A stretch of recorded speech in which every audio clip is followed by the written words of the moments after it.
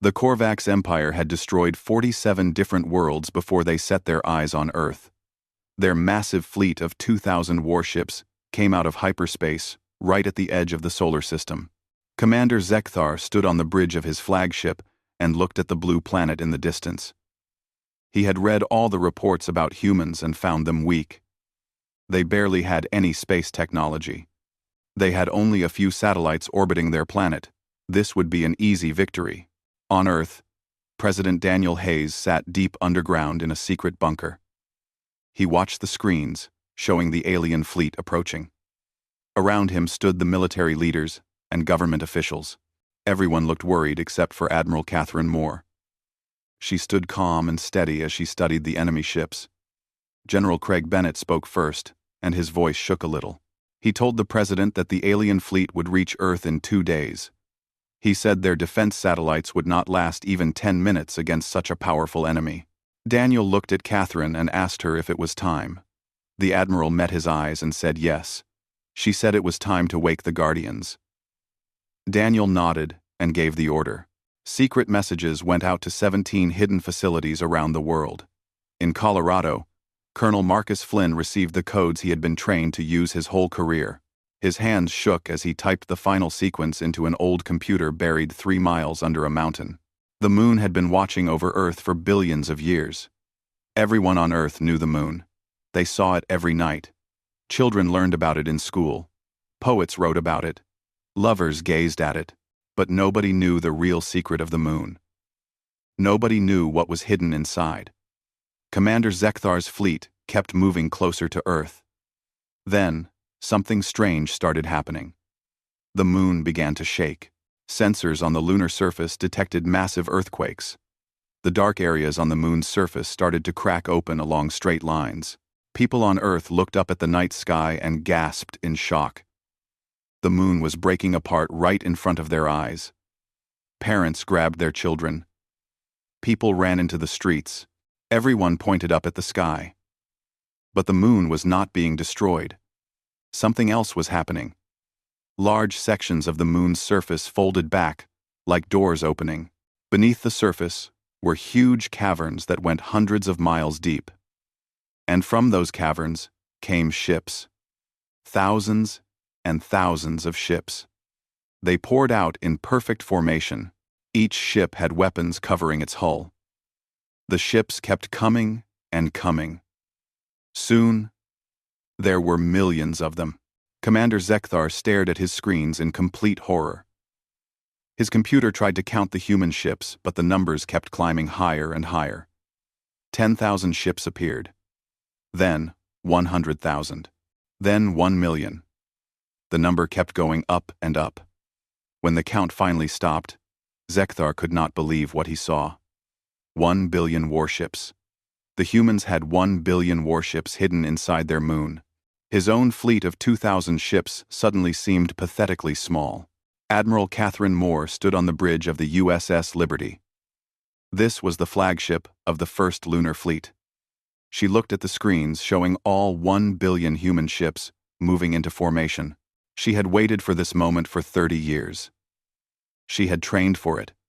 She had prepared for it. Now, it was finally here. She pressed a button and spoke to every ship in the fleet. Her voice was calm and strong. She told them to move into defensive formation. She told them to show the aliens what humanity had prepared. Captain Lisa Grant commanded a destroyer called the USS Defiance. She felt her heart beating fast as her ship joined the massive formation. All around her were human vessels as far as her sensors could reach. They had practiced this formation in secret for decades, training missions inside the hollow moon. Now, they were doing it for real. The Korvax fleet, that had seemed so powerful a few minutes ago, now looked tiny. It looked like a few drops of water facing an ocean. Back on Earth, President Daniel Hayes appeared on every television and computer screen. The secret was out now. Everyone had seen the moon open up. Everyone had seen the billion ships come out. There was no point in hiding it anymore. Daniel began to speak to all of humanity. He told them that for 73 years, their governments had kept a secret. He said they kept it not because they wanted to lie, but because they had to. He said that today, this secret was saving all of them. He explained everything. He told them about a message that came from space 73 years ago. An old probe sent by a dying civilization called the Elders. The message warned that the Korvax Empire was expanding across the galaxy. The message said the Korvax would reach Earth in about 75 years. The message said humanity needed to prepare, or they would die. So, the world's governments united in secret. They decided to build a defense force. They chose the moon as the perfect hiding place. For 7 decades, they dug into the moon. They built factories inside it. They constructed 1 billion warships in complete secrecy. And now, those ships were saving Earth. People around the world listened in stunned silence. Some cried. Some cheered. Some just stood there, unable to process what they were hearing. Their whole history had just changed. Everything they thought they knew about the last 70 years was different now. The space program they watched on TV had been a cover story. The moon missions had been hiding something much bigger. While they went about their normal lives, a secret army had been built to protect them. Commander Zekthar sat frozen in his command chair. His officers were shouting and arguing. Some wanted to attack immediately. They said the humans must be bluffing, but Zekthar looked at his sensors and knew the truth.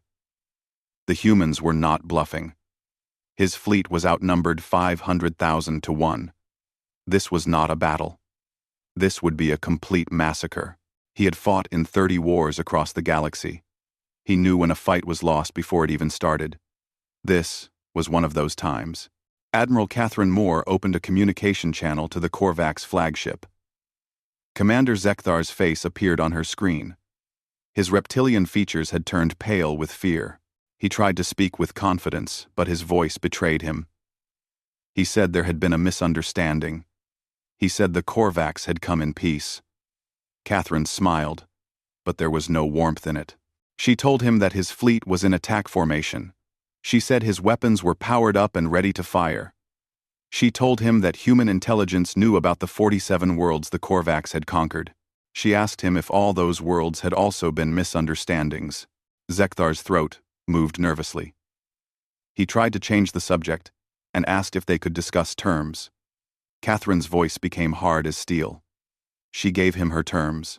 She said he had 1 hour to move his fleet beyond the orbit of Neptune. She said if any Korvax ship remained in the solar system after 1 hour, humanity would destroy every single one of them. She asked him if he understood. The channel went silent for a moment. Zekthar tried one more time. He asked if humanity would really risk war with the entire Korvax Empire. He said the Empire controlled 10,000 star systems. Catherine's answer was simple and direct. She told him he could go back and tell the Empire about the one system they could not take. She told him he now had 59 minutes left. Then she cut off the communication. The Korvax fleet immediately broke formation. The alien commanders started arguing among themselves. Some still wanted to fight. Others looked at the numbers and knew better. In the end, survival won over pride. Commander Zekthar gave the order to retreat. His fleet turned away from Earth and headed toward the outer solar system. They crossed Neptune's orbit with 3 minutes to spare and kept going into deep space. On the USS Liberty, the bridge crew erupted in cheers. They had won without firing a single shot. Catherine allowed herself a small smile. She ordered half the fleet to return to the lunar bases for maintenance. The other half would stay on alert. This battle might be over, but humanity needed to stay ready. On Earth, celebrations began in every city. Humanity had faced the galaxy's most dangerous empire and won. The secret guardians of the moon had done their job perfectly. 73 years before the Korvax came, a message arrived at Earth from deep space. Dr. Henry Walsh was working the night shift at a radio telescope in Puerto Rico. He was tired and drinking his 5th cup of coffee when the signal came through. At first, he thought it was just noise. Space was full of random radio waves. But then he noticed a pattern. This was not random. This was clearly artificial. Someone, or something, had sent this message directly to Earth. Henry spent 3 hours trying to decode the signal.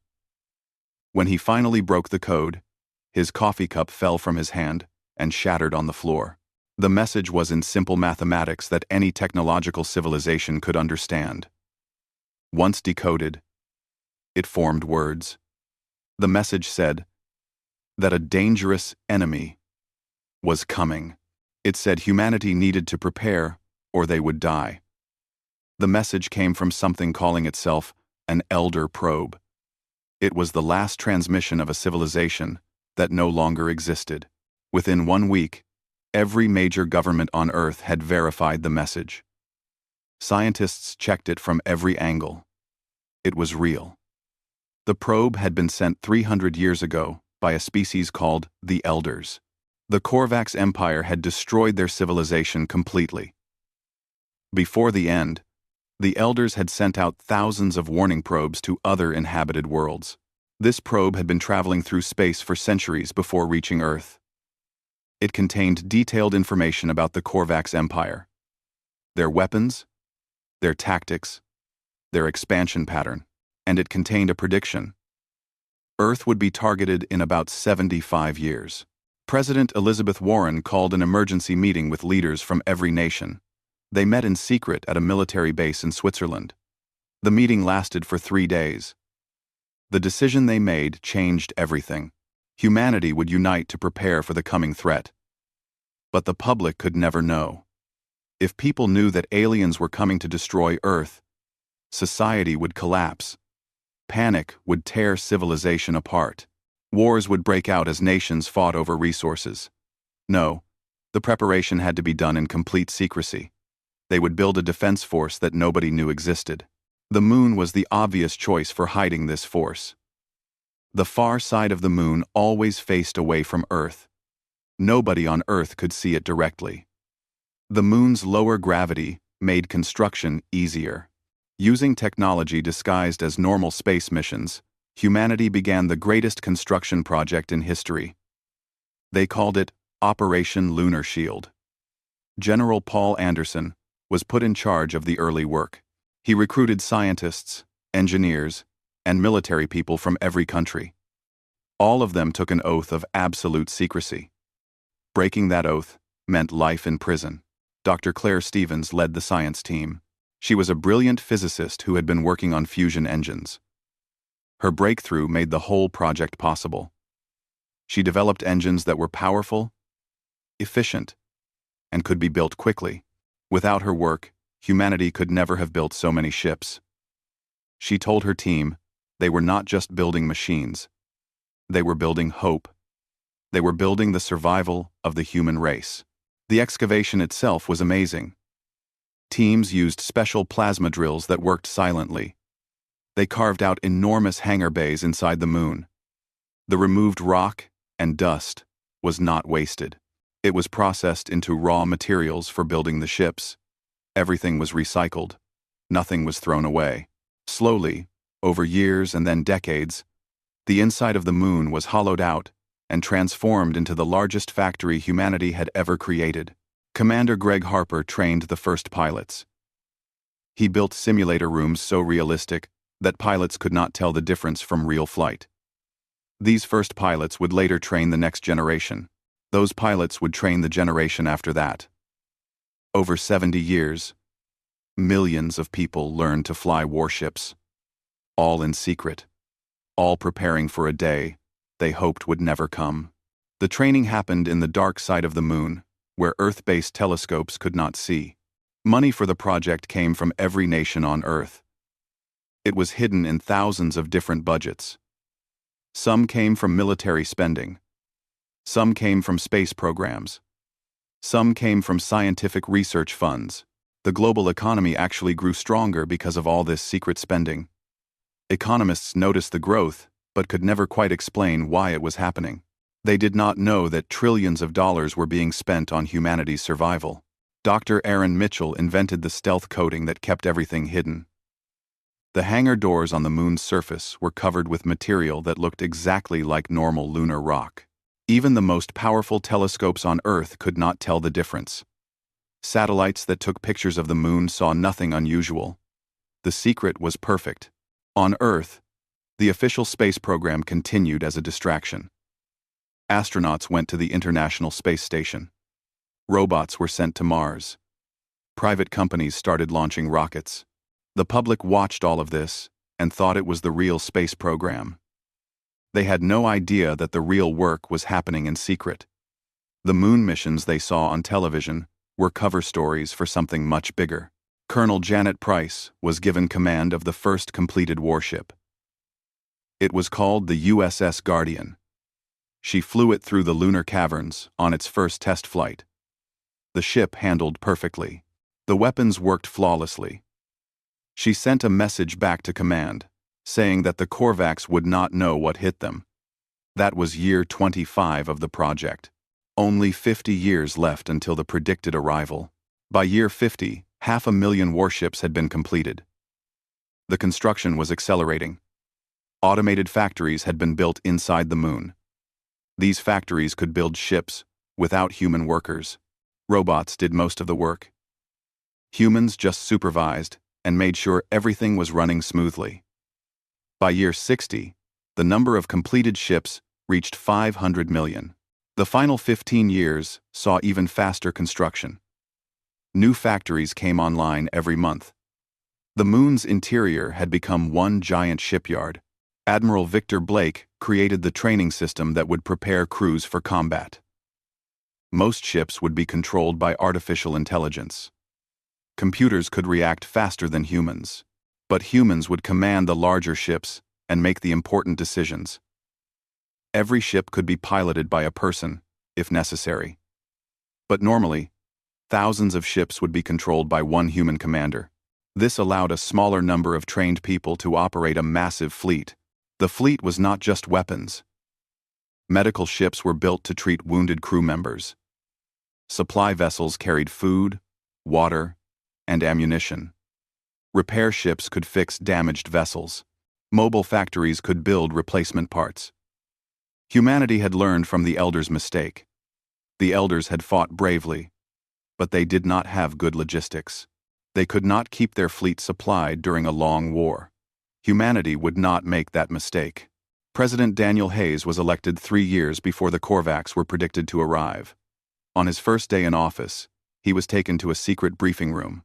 Military officers told him about Operation Lunar Shield. They showed him the fleet hidden in the moon. Daniel looked at the numbers and could barely speak. 1 billion warships. His predecessors had actually done it. 70 years of secret construction. 70 years of perfect secrecy. And now he would be the president who had to use it. The final 3 years were tense. Everyone involved in the project knew the aliens were coming soon. The Elder probe had been very accurate about the timing. Engineers rushed to finish the last ships. Pilots did final training exercises. Commanders reviewed battle plans over and over.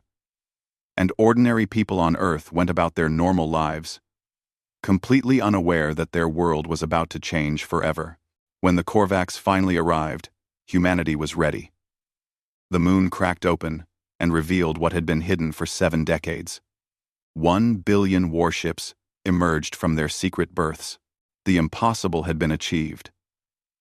A primitive species with barely any space technology had built the largest fleet in galactic history. They had done it in complete secrecy. They had done it through unity and determination. And now they would use it to save themselves. The secret guardians were secret no more. The age of Earth's isolation was ending. The galaxy was about to learn that humanity was far more dangerous than anyone had imagined. Not because humans were violent or aggressive, but because when threatened, they could accomplish the impossible. They could keep secrets. They could work together. They could plan for decades. And they could build something so massive that it would change everything. The moon had always been Earth's companion. Now it was also Earth's guardian. Inside its hollow interior sat the most powerful military force the galaxy had ever seen.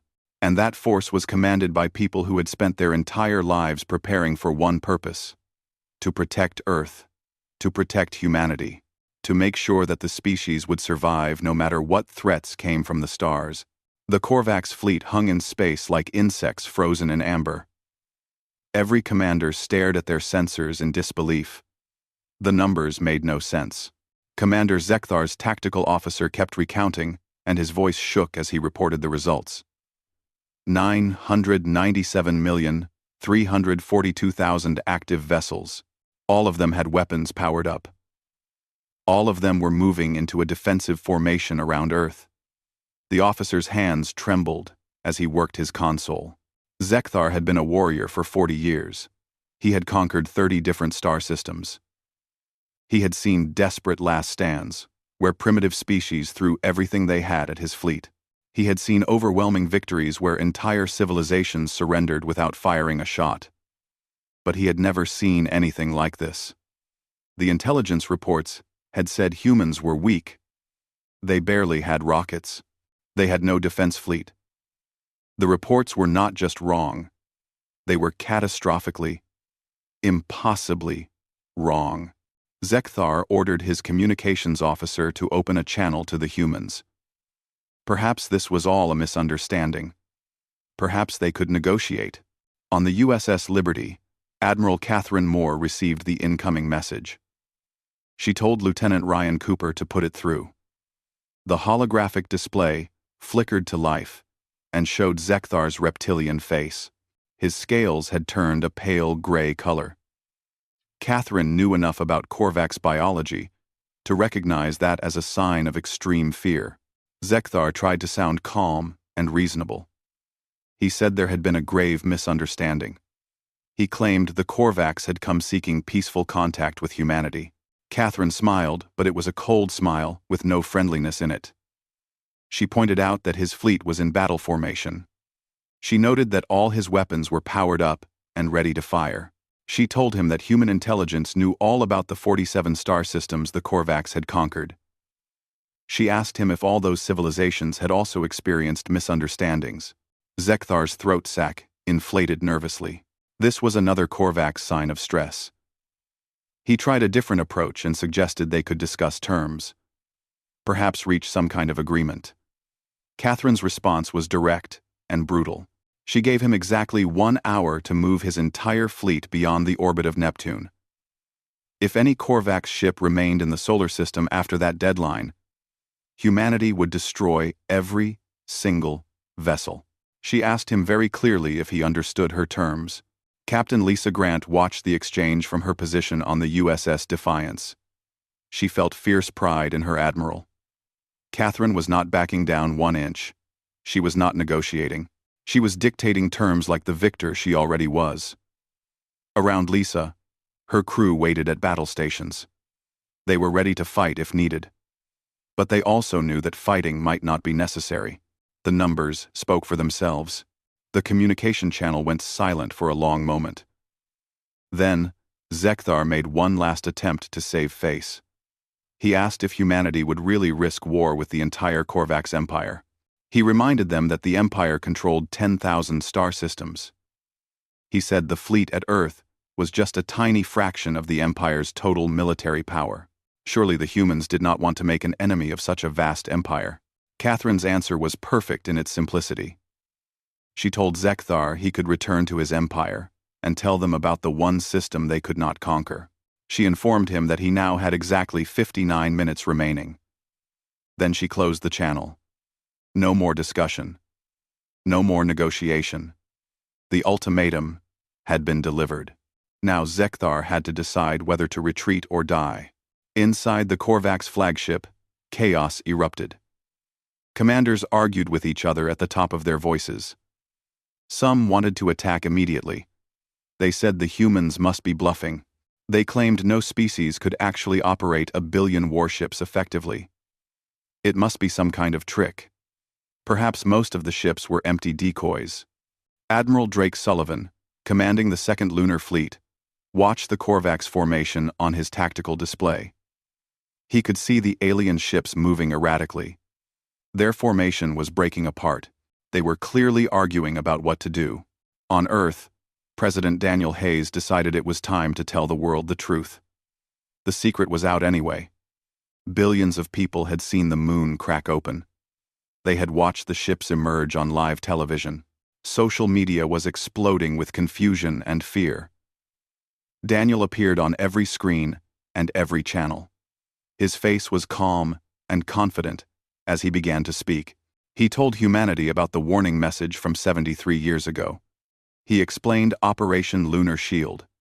He described how every nation had worked together in secret to build the fleet. People around the world listened in stunned silence. Some cried with relief that they had been protected. Some felt angry that such a huge secret had been kept from them. Some just felt overwhelmed by the enormity of it all. Their governments had built 1 billion warships in secret. For 7 decades, construction had been happening right above their heads. Every time they looked at the moon, they had been looking at humanity's hidden guardian. Back in space, Commander Zekthar made his decision. He could see that some of his officers still wanted to fight. But Zekthar was not a fool. He looked at the tactical display and did the math. His fleet of 2,000 ships against 1 billion human vessels. Even if 99% of the human ships were destroyed, that still left 10 million to wipe out his fleet. And that was assuming the humans were incompetent. Given that they had built this fleet in secret, they were clearly not incompetent. Zekthar gave the order to retreat. Several of his subordinate commanders protested loudly. They said retreat was cowardly. They said the Empire would punish them. Zekthar silenced them with a sharp gesture. He told them to look at their screens and really see what they were facing. This was not a battle. This was not even a war. This would be a massacre. The only question was how quickly the Korvax fleet would be annihilated. He had no intention of letting his crews die for nothing. The Korvax ships turned away from Earth and began accelerating toward the outer solar system. They moved at maximum speed. Some of the human commanders wanted to pursue and destroy them anyway, but Catherine ordered the fleet to hold position. The Korvax were retreating. That was enough. Humanity did not need to prove anything by slaughtering a defeated enemy. The point had been made. Earth was protected. The Korvax crossed Neptune's orbit with 3 minutes left before the deadline and kept going into deep space. On the bridge of the USS Liberty, cheers erupted from every station. Officers hugged each other. Some cried with relief. They had trained for decades for a battle that never happened. Catherine allowed herself a small smile and let her crew celebrate for exactly 2 minutes. Then she called for silence and gave new orders. Half the fleet would return to lunar berths for maintenance and resupply. The other half would maintain alert status in defensive positions. The Korvax might come back. Other threats might appear. Humanity needed to stay ready. Captain Helen Morris commanded a carrier called the USS Resilience. She sent a message to all her fighter squadrons, congratulating them. They had achieved the best kind of victory. They had won without needing to fire a single shot. Their very existence had been enough. The years of training had paid off. The decades of preparation had been worth it. Commander Jake Peters was already coordinating the rotation schedule. 500 million ships needed to return to base in an orderly fashion. That required careful planning and precise timing. On Earth, the celebrations began in every city. People poured into the streets. Fireworks lit up the sky. Music played from every building. Humanity had faced the most dangerous empire in the galaxy and won. They had done it with strength, preparation, and unity. The secret guardians of the moon had protected them perfectly. Statues would be built to honor the people who had worked on Operation Lunar Shield. History books would be rewritten. Everything had changed in a single day. But far away in deep space, the Korvax Empire received Commander Zekthar's report. In the Imperial Palace, Empress Velkira read the message with growing fury. 1 billion warships. How was this possible? The humans had been rated as primitive. They barely had space technology. Yet somehow they had built the largest fleet in galactic history and kept it completely secret. The Empress called her war council together. This changed everything. Earth was no longer a target. Earth was now a threat. Admiral Catherine Moore knew the Korvax would not simply forget about Earth. They would report back to their empire. The empire would start planning. Perhaps they would try to build a larger fleet. Perhaps they would develop new weapons. Perhaps they would seek allies. The victory today was just the beginning. Humanity had announced its presence to the galaxy in the most dramatic way possible. Now they had to deal with the consequences. Dr. Claire Stevens stood in her laboratory and looked at the data from the brief confrontation. The ships had performed perfectly. The formations had been flawless. The weapons had been ready, but they had not been tested in actual combat. She hoped they would never need to be. At the same time, she started planning improvements. Better engines, stronger shields, more powerful weapons. The Korvax had retreated this time. Next time, humanity might face an enemy who would not back down so easily. President Daniel Hayes addressed the Global Council later that evening. He told them that Earth had entered a new era. They were no longer alone in the universe. They were no longer helpless against outside threats, but they were also no longer hidden. The galaxy knew about them now. Other civilizations would come. Some would be friendly. Some would be hostile. Humanity needed to be ready for both. The fleet that had saved them today would need to be maintained, improved, and ready for whatever came next. The news of humanity's impossible fleet spread across the galaxy faster than light itself.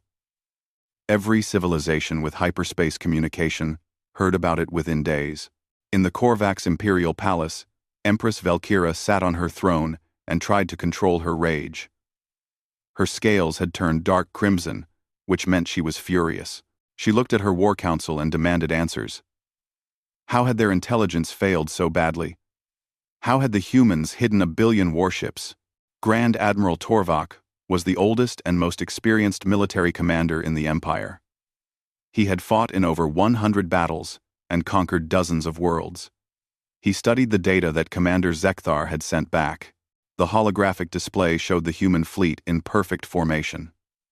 Torvak spoke carefully because the Empress was in a dangerous mood. He told her that this changed everything. The humans had not just built a defense force. They had built an empire-killing armada. The level of coordination, secrecy, and technology made them the most dangerous species the Korvax had ever encountered. On the other side of the galaxy, the Centaurian Assembly received the news with great interest. The Centaurians were peaceful beings made of living crystal. They had been humanity's nearest neighbors, but had never made contact because humans seemed too primitive. Now the Assembly called an emergency session to discuss what to do. Ambassador Linda Foster stood before them as Earth's first official representative to an alien government. She was nervous, but determined to make a good impression. Linda explained to the assembled aliens that humanity had prepared in secret for 73 years. She told them about the warning from the Elders. She made it clear that Earth had built its fleet for defense, not conquest. The Korvax Empire had threatened their world. Humanity chose to meet that threat with overwhelming strength, but humans did not want war with anyone. They wanted peace and cooperation. The Centaurian speaker was named Corel. He was a massive crystal being that glowed with soft blue light when he spoke. He told Linda that the Assembly was impressed by humanity's capabilities. The Centaurians had been threatened by the Korvax for years, but lacked the military power to resist. Now Earth had demonstrated that the Korvax could be stopped. Corel proposed an alliance between the Centaurian Assembly and humanity. Together, they could ensure peace in their region of space. On Earth, President Daniel Hayes met with his new Secretary of Extraterrestrial Affairs. Her name was Nancy Wright, and she had spent 20 years working on Operation Lunar Shield. Nancy told the president that the entire galaxy was reacting to the news. Earth was receiving communication requests from 40 different civilizations. Some wanted alliances. Some wanted trade agreements. Some were simply terrified and wanted reassurances that humanity would not attack them. Daniel told Nancy that the galaxy needed to understand one thing clearly. Earth was not interested in conquest. The fleet had been built purely for defense, and that was what it would remain. But humanity also would not be victims. They would defend themselves and their allies. They would not tolerate aggression. The message needed to be both peaceful and strong at the same time. Admiral Catherine Moore called a virtual conference with all the fleet commanders. Hundreds of officers joined the meeting from their ships, scattered throughout the solar system. Catherine told them that they had gone from secret guardians to the galaxy's newest major power in a single day. That came with responsibilities. The fleet needed to think about its purpose now. Were they just defending Earth? Or were they protecting something larger? Captain Lisa Grant had been promoted to Commodore after the successful confrontation with the Korvax. She spoke up during the conference and asked about their posture. Would the fleet stay in the solar system, or would they project power to other regions? Catherine's answer was both. 90% of the fleet would remain in defensive positions around Earth. The other 10% would form expeditionary groups. These groups would build alliances and conduct deterrence patrols to show the galaxy that humanity was a real power. Dr. Claire Stevens found herself leading Earth's scientific outreach program. She met with researchers from 12 different alien species. They were fascinated by human technology, especially the fusion drives that powered the warships. Claire carefully shared some technological advances while keeping the most sensitive secrets protected. She told her team that humanity could help the galaxy progress. They just needed to be smart about what they revealed and to whom. The Korvax Empire struggled with what to do next. Empress Velkyra could not afford to appear weak in front of her rivals and vassals, but she also could not risk direct confrontation with a fleet that outnumbered her entire military by a factor of 500. Her advisors debated for weeks. Some wanted to start a massive military buildup. Others suggested finding allies to help contain the human threat. Finally, the Empress made a decision. She announced that the Korvax Empire was willing to negotiate a treaty with Earth. The humans would stay in their solar system and agree not to expand beyond a buffer zone of 50 light-years. In exchange, the Empire would recognize Earth's sovereignty and cease all hostile actions. It was a way to save face while avoiding conflict. Admiral Drake Sullivan was sent to negotiate on behalf of humanity. He traveled to a neutral location to meet with Korvax diplomats. The debate on Earth was intense when Drake brought back the treaty proposal. Defense Minister Carl Hughes argued strongly against it. He said the Korvax were trying to contain humanity. Earth should refuse and demonstrate their freedom to travel anywhere. But Nancy Wright disagreed. She pointed out that the Korvax were trying to save face. By giving them that, humanity would buy time to build relationships with other civilizations. Earth did not need Korvax territory. Earth needed stability in the region. President Daniel Hayes made the final decision after consulting with advisors from around the world. Earth would accept the treaty, but the announcement would make clear that this was a voluntary agreement, not a surrender to Korvax authority. Humanity was choosing peace, not accepting domination. The treaty signing took place at a newly constructed space station built into the moon's surface. Representatives from 40 different civilizations attended to witness the historic event. Commander Greg Harper was now in charge of training pilots for the expeditionary fleets. He told his teams that they were not just pilots anymore. They were diplomats. They were explorers. They represented humanity's face to the galaxy. Every interaction would be watched and judged. They needed to be professional, respectful, and strong. They needed to show the galaxy what humans were really like. Captain Helen Morris was given command of the first expeditionary fleet. 10,000 ships were assigned to work with the Centaurians and build the alliance. As her carrier group departed the solar system, Helen felt the weight of history on her shoulders. This was the first human military fleet to leave their home system in peace. She was determined to make humanity proud and show the galaxy that Earth's power would be used responsibly. Not everyone in the galaxy was happy about humanity's sudden rise. The Sanctuary Network was an organization of civilizations that had survived Korvax aggression. Their representative, a being named Kethnor, came to Earth to meet with Admiral Catherine Moore. Kethnor explained that the Korvax had terrorized their region of space for centuries. Now Earth's fleet gave them hope. He asked if humanity would help liberate worlds still under Korvax occupation. Catherine considered the request carefully. She told Kethnor that Earth was not a liberation force for hire. Humanity would not fight other people's wars, but they were willing to defend those who could not defend themselves. She asked Kethnor to provide specific information about occupied systems. Earth would investigate and decide, case by case, whether to intervene. It was a careful balance between helping and not becoming the galaxy's police force.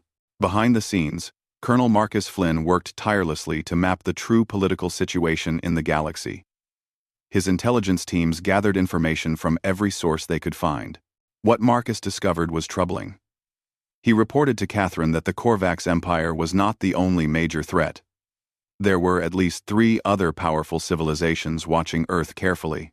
Each was waiting to see how humanity handled its new power. One wrong move could trigger a massive galactic war. But there was also hope in Marcus's reports. Smaller civilizations that had been powerless against larger neighbors saw Earth as a potential protector. Trade requests flooded in from dozens of worlds. Cultural exchange programs were proposed. Universities wanted to establish links with Earth institutions. Humanity was being invited to join a larger galactic community, not as conquerors but as partners. Dr. Aaron Mitchell led the team designing Earth's new deep space monitoring network. Satellites equipped with advanced sensors were launched to positions throughout the solar system and beyond. Aaron told President Hayes that humanity could now detect any fleet approaching from 100 light-years away. No one would ever surprise Earth again. The warning that had saved humanity would never be needed for Earth again, because they were now always watching. At night, people on Earth looked up at the moon and saw it differently now. The great hangar doors were sometimes visible when they opened to let ships come and go. The moon was no longer just a beautiful companion in the sky. It was a guardian. It was a fortress. It was a symbol of what humanity could achieve when they worked together. Children learned in school about Operation Lunar Shield. Teachers explained how secrecy and sacrifice had saved civilization. The galaxy had learned a crucial lesson. Never underestimate a species based on their current technology level. Humanity had appeared primitive but had secretly become one of the most powerful military forces in known space. Other civilizations began to wonder what other secrets might be hidden on primitive worlds. The galaxy became just a little bit more cautious and respectful. 6 months passed after the Korvax retreated from Earth. Humanity had firmly established itself as a major power in the galaxy. The moon's great hangar doors now opened and closed regularly as ships rotated in and out for maintenance. People on Earth had gotten used to seeing the occasional flash of light from the lunar surface. It was the new normal. Admiral Catherine Moore stood in the observation deck of Lunar Station 1 and watched thousands of ships being serviced in the vast berths far below. President Daniel Hayes came to visit the station personally. He wanted to see the fleet with his own eyes and meet with the commanders. He told Catherine that Earth had been invited to join something called the Galactic Coalition. It was made up of 47 member civilizations. They had mutual defense agreements, free trade, and cultural exchanges. Daniel said it was basically like the United Nations but on a cosmic scale. The coalition wanted Earth to join them. Catherine asked what the catch was. Daniel smiled, because he knew she would ask that question. He explained that member civilizations had to contribute military forces to peacekeeping operations. Earth would need to commit about 1% of its fleet. That did not sound like much until Catherine did the math in her head. 1% of 1 billion ships was 10 million warships. That was more than most civilizations had in their entire military. Daniel nodded and said that was exactly why some coalition members were nervous about admitting humanity. They worried that Earth would dominate the organization, but Catherine and Daniel agreed that joining was the right move. Earth needed to show the galaxy they were team players, not empire builders. They would accept the invitation, but make it clear that humanity was there to support, not to lead. The decision was announced, and Earth became the 48th member of the Galactic Coalition. Captain Lisa Grant, who was now Admiral Grant, was given command of the peacekeeping fleet. She carefully selected 10 million vessels and their commanders. These would be Earth's most diplomatic officers, people who could handle delicate political situations without making things worse. The peacekeeping fleet was officially activated and took up positions near Coalition headquarters. Meanwhile, Captain Helen Morris's expeditionary fleet had been working successfully with the Centaurians. The alliance was growing stronger every day. Helen reported back that the Centaurians were good people, just very different from humans. They were advanced in biological technology, which could help revolutionize human medicine. In return, Earth's industrial capacity was helping the Centaurians build infrastructure they had always lacked. It was a partnership that benefited both species, but not everything was positive. The Korvax Empire had been humiliated by their retreat from Earth. Intelligence reports suggested they were working on new weapons. Colonel Marcus Flynn brought the latest information to the Global Defense Council. The Korvax were developing something they called cascade weapons. These were designed specifically to fight large fleet formations. One detonation would trigger a chain reaction through tightly packed ships. They were trying to turn Earth's numerical advantage into a weakness. General Craig Bennett looked at the intelligence reports with concern. He told the Council that humanity needed countermeasures immediately. Loose formations would help. Better shields would protect against chain reactions. Most importantly, the fleet needed to disperse command structures so that losing one ship would not cripple the entire formation. The days of having all 1 billion ships packed together were over. Dr. Claire Stevens and her research team worked around the clock to enhance ship defenses. She admitted to her staff that humanity had become complacent. The easy victory over the Korvax had made them overconfident. Raw numbers alone did not guarantee victory. Ships needed to be smarter, tougher, and more independent. Her team developed new shield technology that could break cascade effects. They also improved the AI systems that controlled individual ships. The entire fleet underwent massive retraining. Commanders learned new tactics that emphasized flexibility and dispersal. Instead of one giant formation, the fleet practiced operating as thousands of smaller groups. Each group could act independently if necessary. Commander Jake Peters had to completely redesign the logistics system to support this new doctrine. Every ship group needed to be self-sufficient for long periods without central supply lines. On Earth, public opinion about humanity's role in the galaxy was divided. Some people, like activist Kevin Mills, argued for complete isolationism. He gave speeches saying that Earth had no business getting involved in alien wars. The fleet should stay home and only defend Earth itself. But other people disagreed strongly. Senator Rachel Moore, who was Catherine's sister, believed humanity had a responsibility to help others. She argued that having great power meant having a duty to use it for good. President Daniel Hayes tried to find a middle path between these two views. He gave speeches emphasizing defense, but also acknowledging responsibility.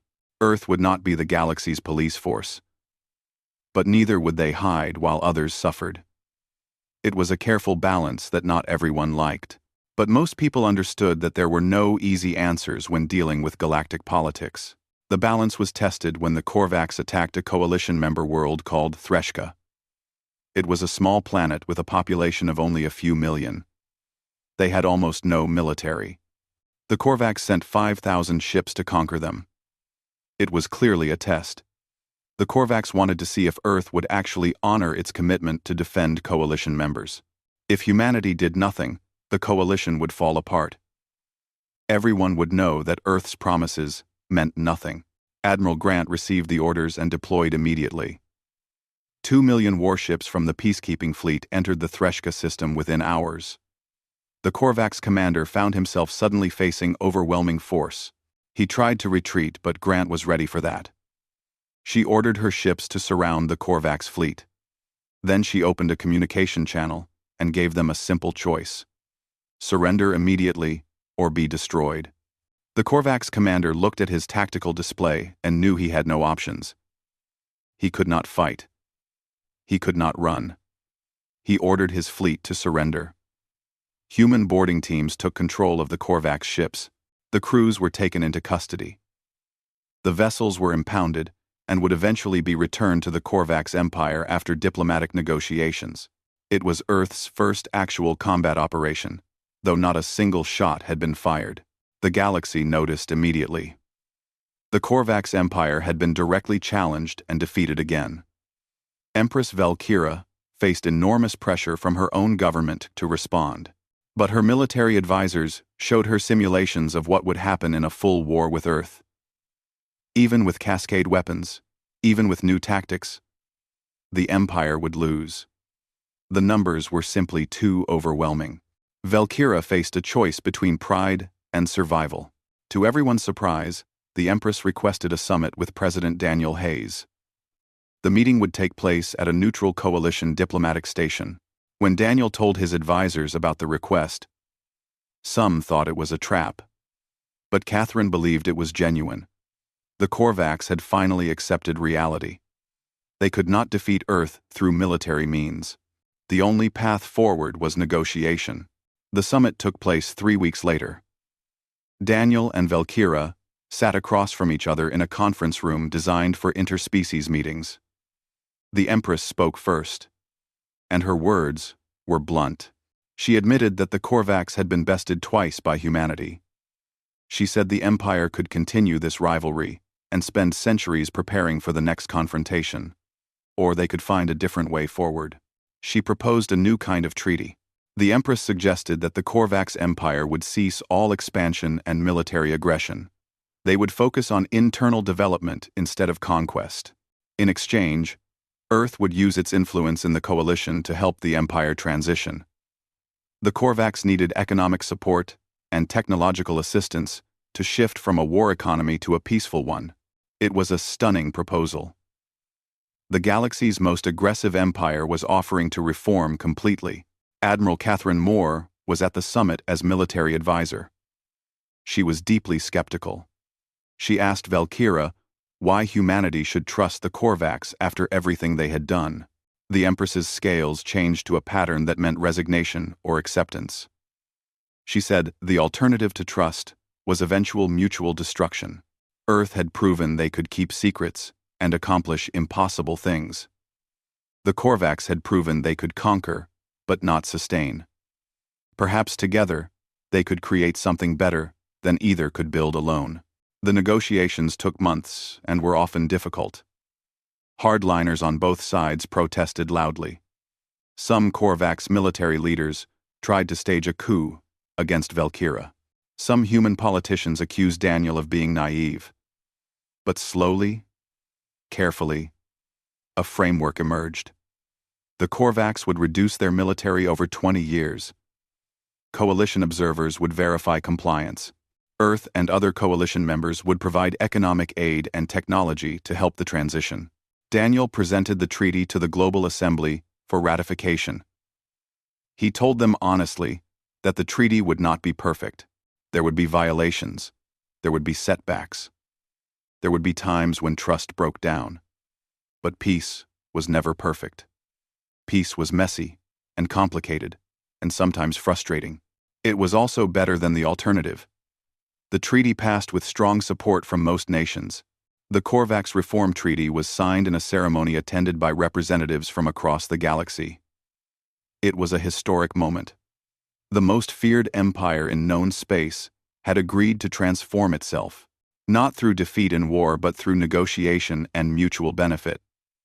Some civilizations that had suffered under Korvax rule were angry that there were no punishments. But others recognized that lasting peace required giving former enemies a path forward. Admiral Catherine Moore returned to the moon after the signing ceremony. She stood at her favorite observation window and watched the fleet cycle through patrol rotations. 900 million ships remained in the solar system as the core defense force. 100 million ships were deployed across the galaxy in peacekeeping, alliance support, and exploration missions. It was a new era for humanity. Commander Greg Harper joined her at the window. He said quietly that they had actually done it. The warning from the elders had saved humanity, and humanity had used that salvation to start changing the galaxy for the better. Earth had built 1 billion warships in absolute secrecy. Now those ships were being used to build peace instead of wage war. Catherine nodded slowly.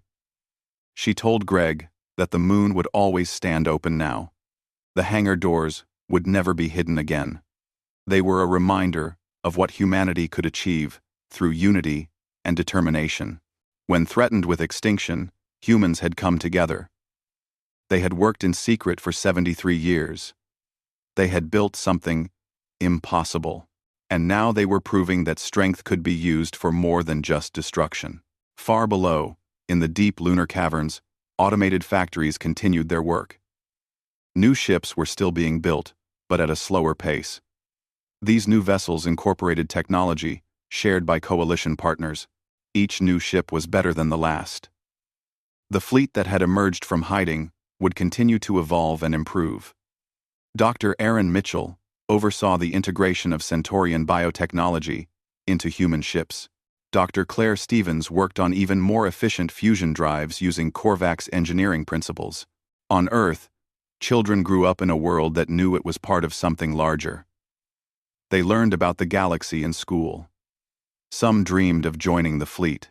Others wanted to be explorers or diplomats or scientists working with alien species.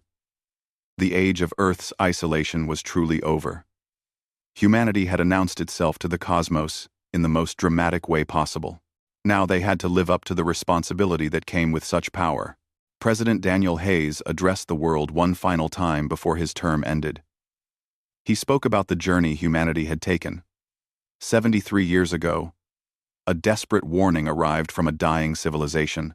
Earth could have panicked. Society could have collapsed. Instead, humanity chose hope. They chose to work together. They chose to prepare. And when the test came, they were ready. Now Earth faced a new test. Could they use their power wisely? Could they help build a better galaxy? Could they prove that strength and compassion were not opposites, but partners? The moon hung in the night sky as it always had. But now, it was different. The Guardian had revealed itself. The fortress had opened, and inside that ancient companion of Earth lived a fleet that would ensure humanity's survival for generations to come. The 1 billion warships were not just weapons. They were a promise that humanity would never be helpless again. A promise that Earth would protect not just itself, but those who could not protect themselves. A promise that the species that had reached for the stars would use their strength to light the darkness instead of adding to it.